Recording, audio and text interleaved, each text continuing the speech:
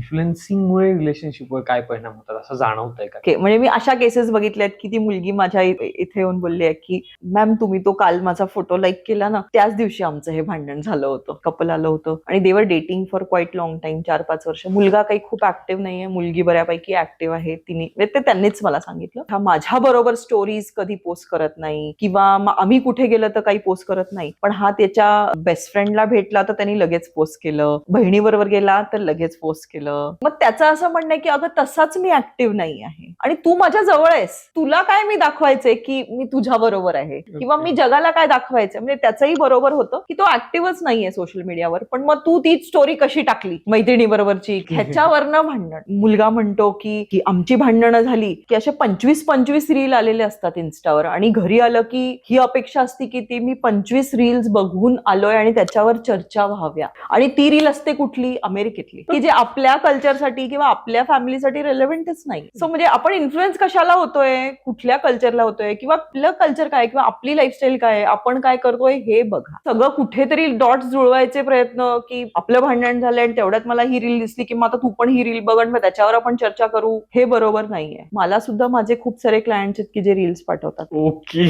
तो असा करतोय, ती अशी करते, हे बघ. Okay, amazing. सो म्हणजे हे एक भांडणाचं कारण आता झालेले आहेत, हे अजूनही चालू आहे आणि हे सगळ्या जनरेशन मध्ये अगदी आहे. म्हणजे मिलेनियल असो किंवा जेनझी असो किंवा कुठल्याही, इट इज अबाउट अगेन की हे इंडिव्हिज्युअलिस्टिक आहे.